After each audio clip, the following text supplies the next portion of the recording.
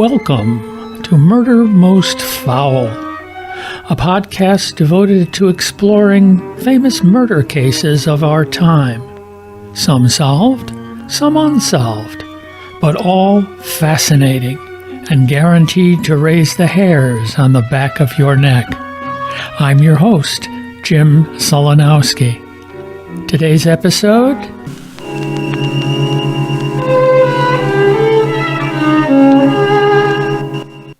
The Killer Clown.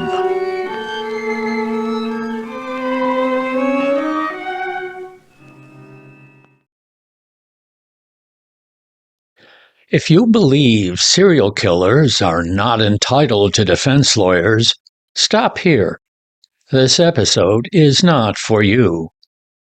On the other hand, if you are curious what it is like to defend one of America's most notorious serial killers during his final death row appeals, welcome.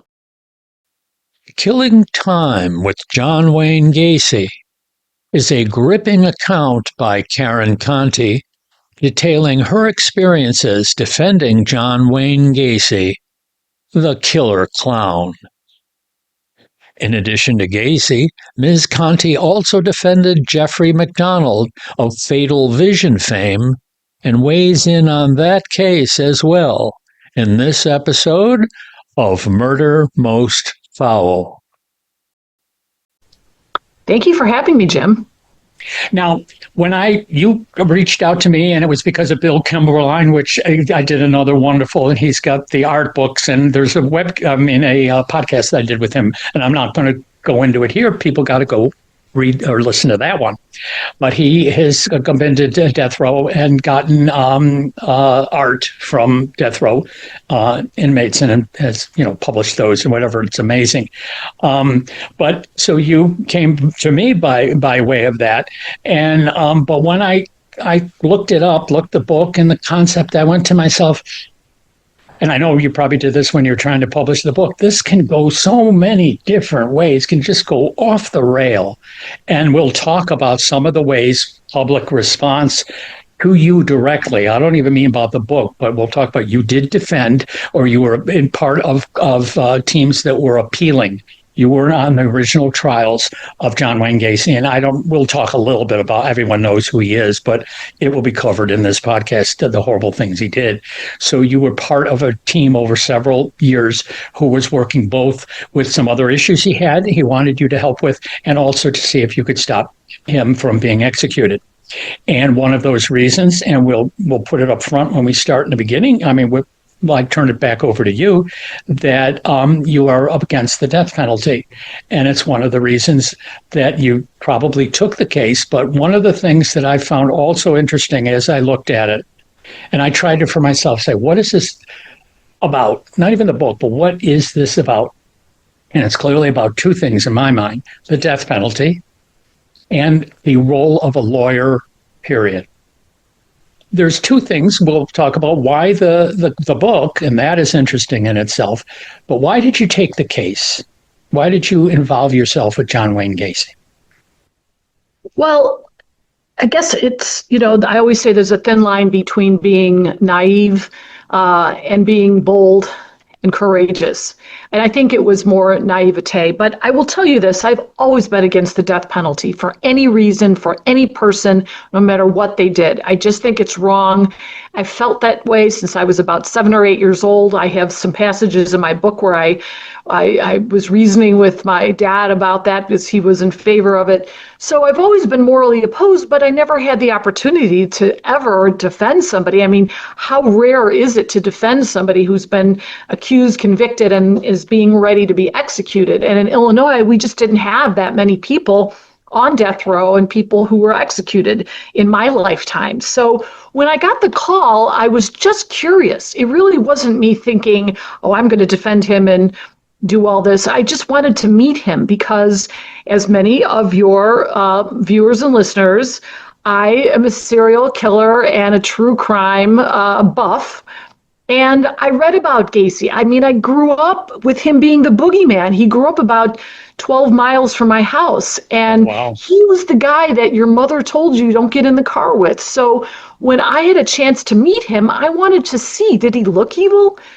Did he act evil? Was there humanity there? How could there be with all the horrible things he did?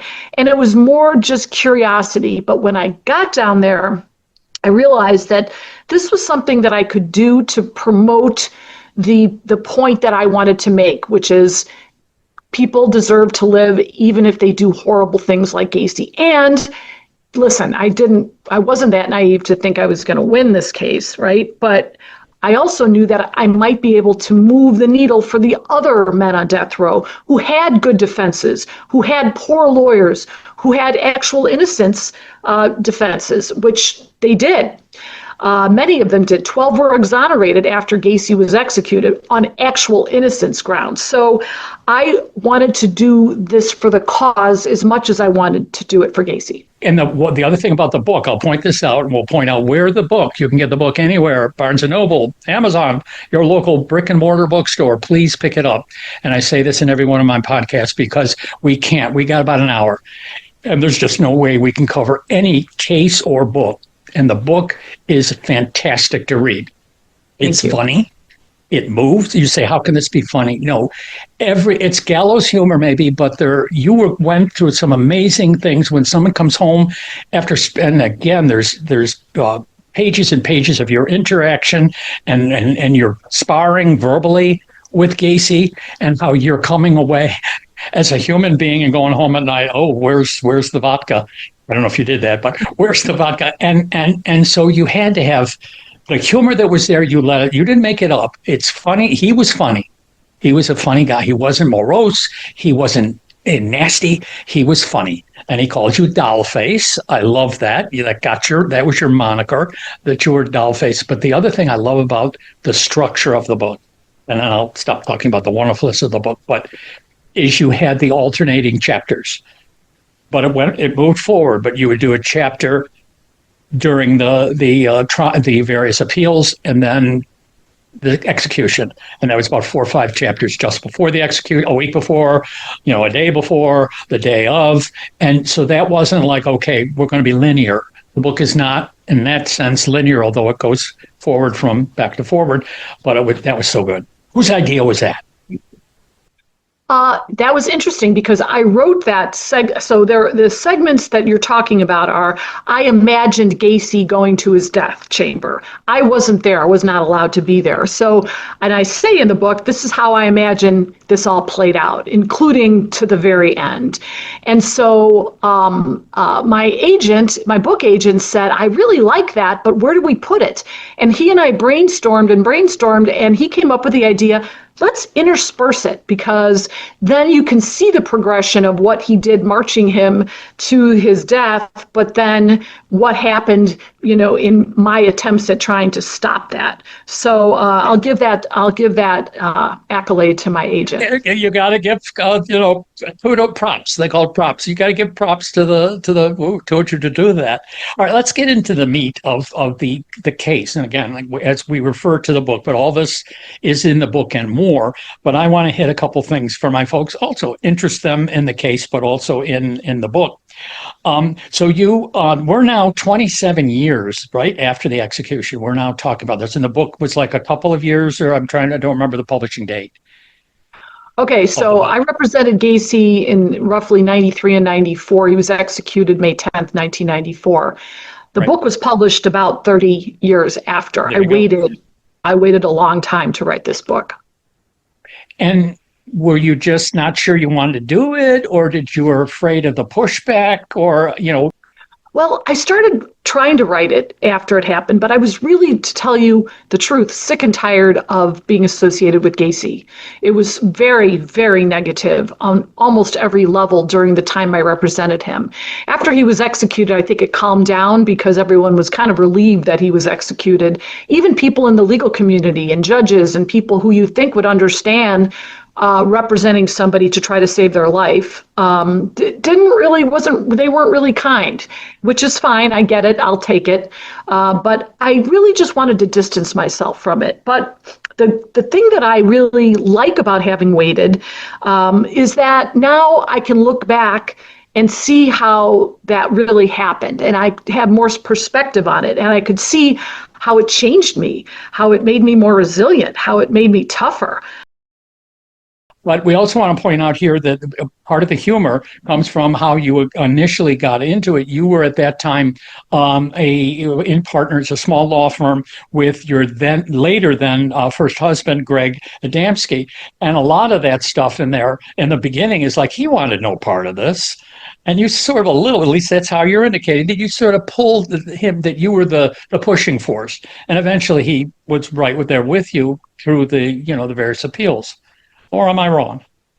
Oh, that was definitely the case. And Greg was a very powerful lawyer. He was senior by about 14 years to me. So I really respected his legal acumen. And he was my mentor. He was my coach. He was, really brought me into being a better lawyer in all shapes and sizes. But I will tell you this, he didn't want to be bothered with it. He was like, let's make money. This is, he's not going to pay us. We're going to lose thousands of dollars. And he was right about that. But, I just said at the time, Greg, let's just go down there. We'll make it a road trip. Let's pack a picnic. Let's go down. Let's see what death row looks like. It's a creepy place. Menard Correctional Center. It's been condemned for the last 50 years. Let's go. We're never going to get a chance to do this again. What do we have to lose, right? So once I convinced him that this was going to be fun in that, we're going to use this as a curiosity situation, he was all up for it. But then when we got down there and we saw all those men on death row, some of whom we knew their cases and we knew that they had poor representation, and we knew that there were appeals that convicted them and then overturned it, and then we went back to another jury, and then there was a third jury that convicted them. So much reasonable doubt that we're saying to ourselves, these are human beings that deserve to have good lawyers come in and try to make the arguments, however we can make them, to get to stop the death penalty in Illinois. And so we took that very seriously, and we took it as a cause that we had the power as being lawyers to do these kinds of things. And that's really fortunate. I'm a girl from a very blue collar background. My parents were not educated. And so when I got my education, I really appreciated the power that I have to help people. And so this was a way to do it kind of globally, as in addition to just trying to save the life of one person. You take us as neophytes to this. You're going into the prison. We all have this concept. We see the movies where the guy's got the phone and reaches up to the 3-inch glass and he's banging. You're not only to interview him several times, you're in a room with a table across from him. No glass, no nothing. Other people, there's these little, cubicles, and there's others that could come around the corner and talk and whatever. And guards maybe are somewhere. We'll talk about where you almost have a rumble with him, or your husband does, and it's like, where are the cops? And so it's that part of it is like just this intimacy that you had. Yeah, so in death row in Illinois, we don't have it. We don't have the death penalty anymore in Illinois. But we are locked in with the criminals. You're locked in. There are no guards in this bullpen, and you see these free-range criminals who you recognize from years of television, knowing this guy killed 5, this guy killed his whole family because he was playing his stereo too loud. This guy eats body parts. I'm sitting there going, oh my God, these are the worst of the worst, right? Making Gacy look tame, really? So lunch comes, we're sitting there, my husband and I, and John Gacy, he's handcuffed. We're all sitting in this cubicle, and he's saying hi to the I-57 killer and this other guy and whatever. And I said, John, that's really nice that there's this lunch. Now I'm a little picky eater, so this was like the worst food I've ever seen. And, as I say, it looked like something my cat would cover. And I said, who pays for this? Like, does the state pay for your lawyers to have this nice meal? Mm-hmm. And Gacy says, oh no, we have this deal. Like, if I have visitors, someone else gives up their meal for you. And then when they have visitors, I reciprocate and give up my meal for them. And I said, well, John, who gave up their meal for me today? I'm just curious. And he said, Charles Albanese. Well, if you're an Illinois lawyer, you know Charles Albanese killed several members of his family by poisoning them with 2 pounds of arsenic. So yeah, I pushed the plate back at them. No, well, I'm on a diet, So actually, that was a joke, and that was Gacy's gallows humor. That's what I'm saying. His gallows humor. Yeah. Gacy and my husband butted heads. Gacy was very much had a different attitude toward me. Gacy liked women. Gacy didn't like probably women sexually, but he liked women. He loved his mother. He loved his sister. He loved his 2 wives.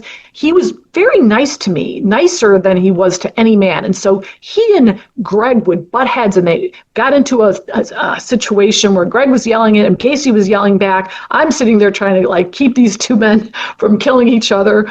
And Gacy takes this drink, this orange drink, this gross drink from death row, and throws it at Greg, who's a big guy, gets all over his nice silk tie. Gacy gets up, Greg gets up, other criminals are coming in. It all got calmed down, but we made a bunch of jokes afterwards, and it was, I guess you have to read the book to get those jokes. So again, being a little serious, because people, again, are going to, they're going to say they really, if they're interested, if they're not tuning this out, once you don't tune it out. If you're interested in it, then you're going to go with everything that's there. If this is not what you believe in, that we people should be executed, then you won't pick it up. But you know what? I don't think that's true. Okay. I don't think that's true at all, because I am not. The word I use is pedantic. I am not a person who tells you should believe this. I don't like to be told how to think by anybody, whether it's a Fox News or CNN or whoever. I want to have an independent thought. So I reluctantly put a chapter in my book about the reasons I don't believe the death penalty is the right thing for our society to do.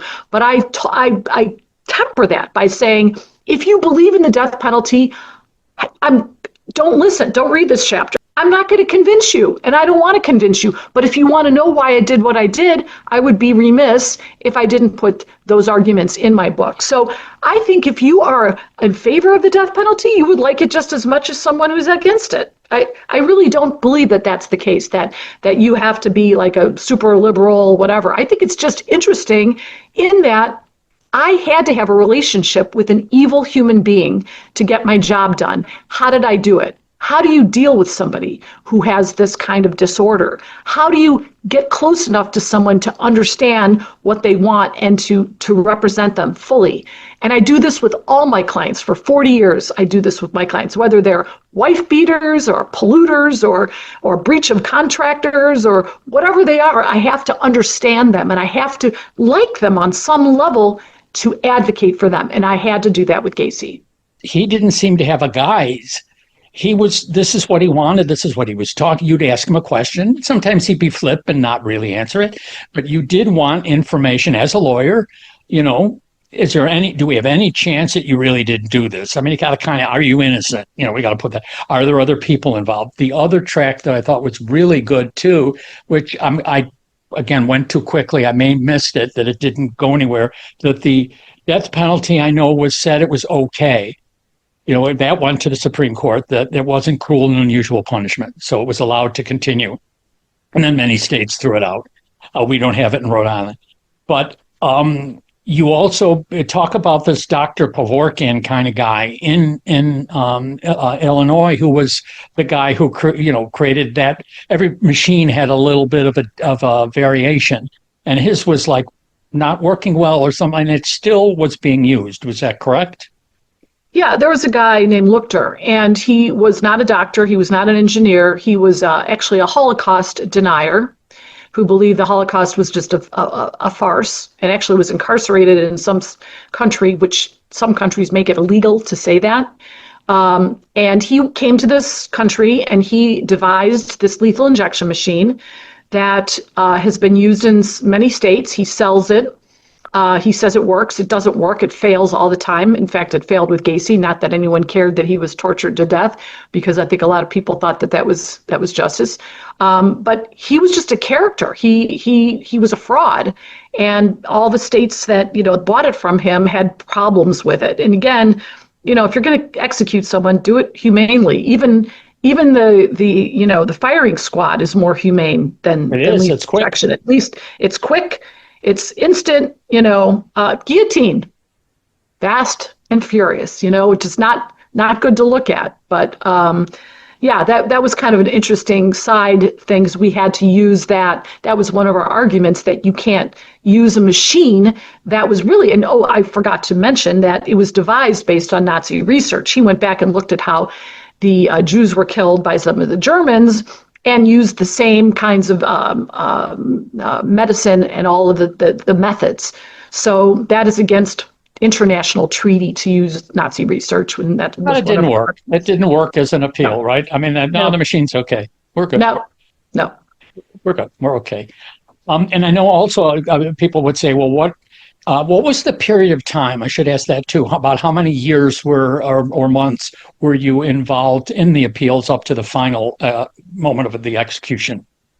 It was about 7 months all in, because all of Gacy's traditional appeals that go up to the federal court, the state court, the Supreme Court, and they come back down, and they were all lost, as you can imagine, with 33 murders.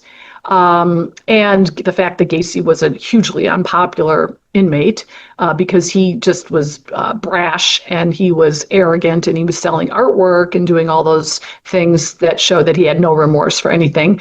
So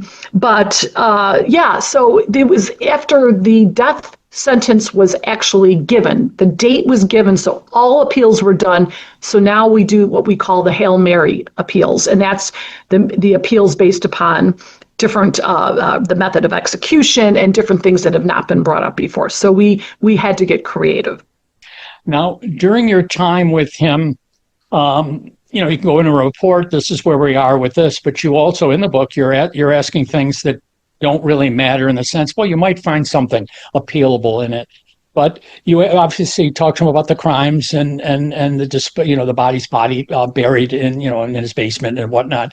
And again, recount from, I mean, I've read it in the book, but why don't you share my audience? Did he give anything that made sense to you? Did he give you anything that you could grab hold of what he thought his life was all about, killing 33 people? Well, he didn't have a lot of insight to who he really was. And he also was very manipulative, and he was also a liar. So you wouldn't get the same answer to certain questions. And a lot of these questions I was asking, and you're right, Jim, I was asking questions mainly because I wanted to know, how do you get somebody who's born an innocent baby to a family that's fairly normal, right? Whose sisters are both productive members of society. How do you get from that little boy, that picture I have in my book of him, the cute little boy sitting in front of his little, bungalow in Chicago? How do you get from that to like killing young men and boys, torturing them and burying them in your house? I mean, how do you get there? And Gacy really did not give me a lot of insight into that, but I made a lot of assumptions, and I read a lot. I read all of his psychiatric reports, and they were this thick. They were like huge amounts. And what I gleaned, and this is Karen, Dr. Phil, Dr. Filling the issue, is that I think he knew at an early age that he was a homosexual. And back then it was not acceptable. It wasn't acceptable in this family. The father named him John Wayne Gacy because he wanted him to be macho. Right. And Gacy liked sewing and cooking and all that stuff. Gardening, he was not the hunter. He wasn't the sports kid. And his dad hated him for it and really beat him. And again, being beaten doesn't mean you become a murderer. But I think in some ways, and he was sexually abused at least once in his childhood. He had a couple nasty head injuries that hospitalized him twice as a kid, which they say can really change the ability to be empathetic and have impulse control. Again, read about that. Those statistics are astounding at how many people who are in jail for violent crimes have these head injuries. Anyway, if you put all that together, my assumption is that Gacy was killing himself. He would meet these boys, many of them were prostitutes, not all of them. Some of them were homosexual, some were not. But they were all small like him. They were all diminutive, and he was killing himself over and over again and punishing them for being homosexuals. And that's the best explanation I have, really. Yeah, I don't think we are ever going to be in a spot where we can determine exactly what the formula is. I mean, Gacy, upon his death, the family wanted to know if there was something organic wrong with his brain. So they had a psychiatrist actually do an autopsy and look at the brain to see if anything was damaged, and it wasn't. Maybe we have better technology now over 30 years later. But, you want to know, because you want to know, was there a point in time where we could have stopped him from becoming what he was? Was it counseling? Was it drugs? Was it recognizing his dark tendencies? Is there a point in time that it was a point of no return? And if that's the case, then how do we protect ourselves from people like Gacy? And how do we recognize those people in our society? One of the things I do want to talk about the public reaction, because even during it, I find that fascinating that you were, and you knew this when you were doing it, that you were you were risking a lot of crap. And part of the crap was you got your law firm lost business, of a corporate business. You're probably not plaintiffs. Paying clients. I wasn't going to say it, but yes. Clients who didn't kill 33 boys, the normal average clients. Paying clients. And also, and even there was one, I copied the, I'm going to put this in here. You got an email there, and you got hate mail. You got a great story in there. I'm not going to tell the whole story of blood or maybe Heinz ketchup on your steps. We don't know. So your snide comment about that was very funny. But someone sent you an email. I'm pretty sure it was identified as a woman, and it was saying that you were someone who loved pedophiles. You had bad makeup application, vacant eyes, stupidity, infertility, and a shriveled soul. Now, did you put that in your bio, that this, or your resume? I have a shriveled soul. I don't know. You have a great smile. I don't know about shriveled soul. I just love the creativity, you got to give her a lot for creativity. But I do say in my book that I looked her up, just to make sure she was far away, because again, I'm laughing about this, but, I was worried about some of the letters I got. I mean, we had a bomb threat in our building that the police didn't take anything we said seriously. I get threats and we get threats, but the bomb threat, they had to evacuate the wing of our building. So they did take that seriously when it impacted other people. But yeah, people are crazy. Look at what's going on, like you said, school shootings and assassination attempts. I mean, people are unhinged and they have guns, and it doesn't take much to set people off these days. And Gacy, because of the sexual nature, and I think there are people maybe who abuse themselves, who are, just have hatred they're going to take it out on me, which I understand. I'm representing somebody who did horrible things to kids. So maybe, they want to put an end to the whole thing, and they're going to use me as the punching bag. So yeah, you got to watch your back. And one of the things, again, the mixed message, I found this so ironic, that, you're doing one thing, like I said, you're doing this, and maybe even if you weren't against the death penalty, if this case came along the way it did, you may have still taken it because he deserved representation. Or if you're real, I'm not going to ask you, if you ever asked yourself, it's hard, again, go back if I weren't, the old what ifs. If you believed in the death penalty, would you just say, I'm just going to let this case pass? Or would you feel that? Yeah, I'd say that if I were to go back, and make that decision again as to whether to represent Gacy, I would make the same decision, knowing what I know now, because it was such a long-term positive thing for me. I'm proud that I stood up against the death penalty. I'm proud that we gave him the best defense possible. I'm, to some extent, him being executed, knowing that he got a zealous advocate and advocates, that is the right thing. That's what justice is about. That's why I went to law school, and I believe in that, and I will believe in that, till I die. But I will never take another death penalty case.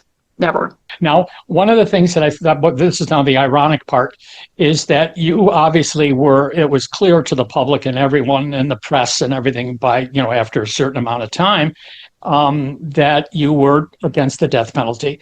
But then either you wanted to or someone told you you're not going to. You can tell me the story, and I cannot pronounce her name or I'll pronounce it wrong. Sister Prigine. Dead Man Walking. Yeah, Sister Helen Prigine. She was the character depicted in the great movie Dead Man Walking with Sean Penn and can't think of her name. Susan Sarandon. Who played the nun. And yes, I mean, Susan Sarandon did a really good job of. But my point was, were you not barred from attending because they were afraid of bad? That's the irony. You were not, I know, barred, but said don't come, don't be part of this rally. That was not for any particular person. I don't think it was for the concept of the death penalty. That was one case, the Dead Man Walking. I'm not sure. I guess it was a real person, but her crusade was going on, and did you approach them to attend, or again, I'm forgetting from the book. What was the story? Okay, so I was representing Gacy, and Prigine came to town and was doing a speech, and she, there were invitations that went out and all of that. And I wanted to go because I'm representing someone on death row, and I thought it would be interesting to see her speak. I have a lot of respect for her. And so I called the people, and they said they were declining me to attend. And I took that as Gacy was bad for the cause, right? I mean, there's people who are pathetic on death row. There are people who are convicted based upon race and bad lawyering and mistakes that were made or police misconduct. Gacy was none of those things. So he was a bad example. And I think she and her people did not want to be associated with what was going on with John Wayne Gacy. And I understood that. Well, I do, and I'm for the good work being done again for innocent people and whatnot. But again, I'll take this off. It's soapbox, but I think you really, with something this serious, you can't go halfway. So you can't say, well, if they're really, I mean, we have pictures of them, video of someone, stabbing someone and dancing on their grave. They don't get our advocacy. But this guy who maybe did it, maybe didn't do it, I don't know if you can, obviously she did, or her people did. I just personally don't know if you're in for a penny or in for a pound on something that final, the death penalty. But yeah, and I agree with you, but I still understand that she's got to make her points as best she can. And someone, maybe it wasn't her, because she endorsed my book. If you look at my book, I think she's, right up there in the number 3 person who, gave me an endorsement. And it was a nice endorsement. So I think maybe she doesn't remember that her people did that, but I understand it. Okay, so the day of the execution, Good Morning America wanted to interview me right before that, during that morning. And when I got on the camera from my home, I realized that they had the Peast family that were going to be interviewed with me. And Peast was the boy who was the reason that Gacy was finally apprehended. The mother dropped her beautiful son off at the store where Gacy was working. He wanted a job. He wanted his first car. He wanted to ask Mr. Gacy for work, and the mother never saw him again. And the mother, to her credit and to her family's credit, pounded the police until they finally went to his house and everything unraveled, eventually. So I said to Joan London and her producers, I am not going to be on the set with them.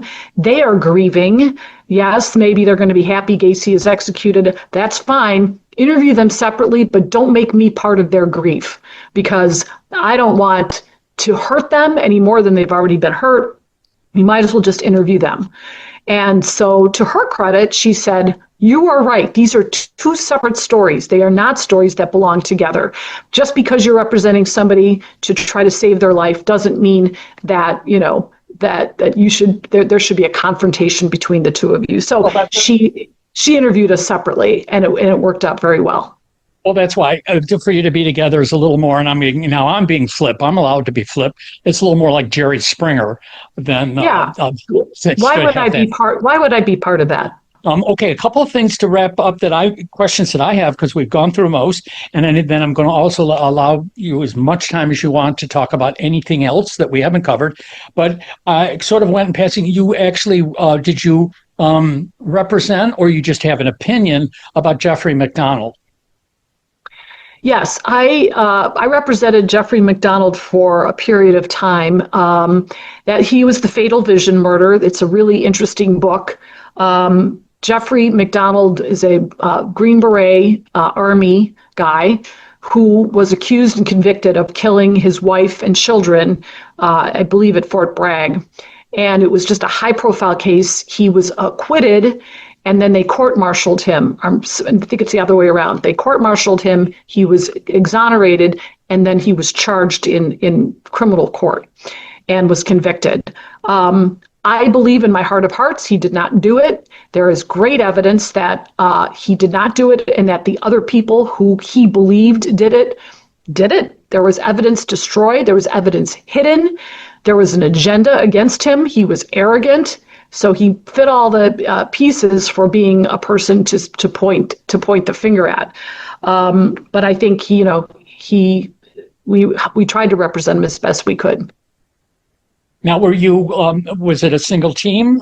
Were you part of 3 or 4? Where were how many people in it? Were you in the team from the beginning, or were you brought in as the case progressed? He had lawyers all along, and he'd been in prison for like 40 years or something. So, no, it was just Greg, my husband, and I. For the period of time, we tried to get evidence.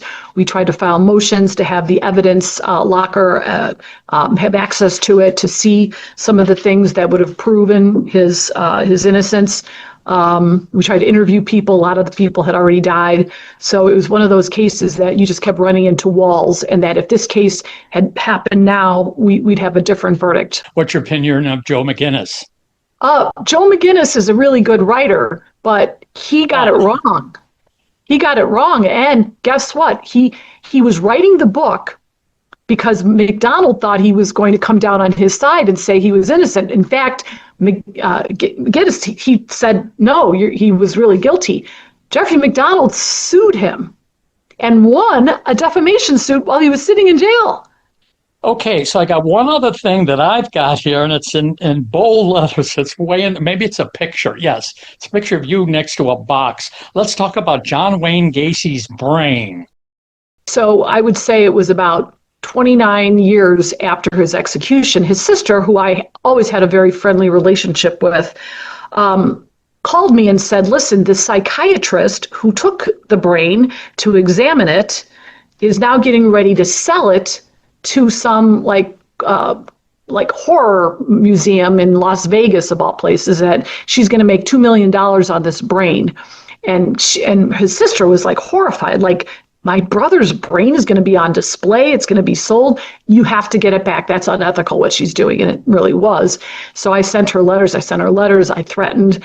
And finally, one day I was sitting in my office, and there came the box that said this side up, and it was Gacy's brain in a box addressed to me.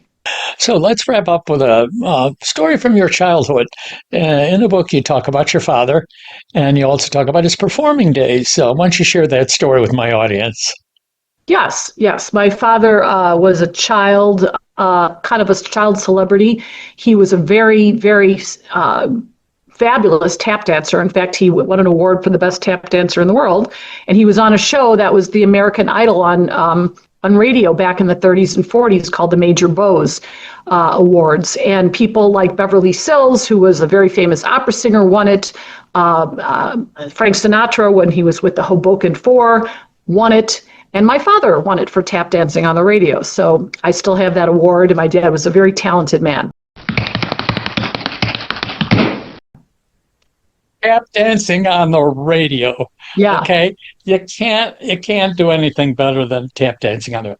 All right. So again, I hope that I have interested enough people. Now you have, I want to get this straight. A lot of times I find, now you reached out to me, but a lot of times I find people on Facebook or things just pop up on my feed about authors and, oh, you might like this book. So why don't you share with my audience either email or Instagram or someone where they can reach you. I want you to continue to promote the book, and I want you to do other things. You might get an interesting legal job out of it, lawyering job, I don't know. So how can people learn more about you and or contact you? Yes, you can Google my name, Karen Conti, KarenConti. My website, I have a couple of them. One of them is KarenConti.com. That's where I have my book stuff and my media appearances and things like that. And I have a law firm named Conti and Dolan in Chicago. And you can email me at hello@KarenConti.com. And if you read my book and you have a question or you have a comment, I always like to correspond with people. I think I've talked to people in 30 different countries who have read my book, which is really fun. I mean, you don't write a book to make money, which is fine. I did it because I thought I needed to tell my story. And it's nice to know that it resonates with people, whether it's because it gives power to women, whether I explained the death penalty, whether it was just fascinating about having to talk to a serial killer, or what have you. A lot of people take away different things from books, as well they should. So I would love to hear from your listeners.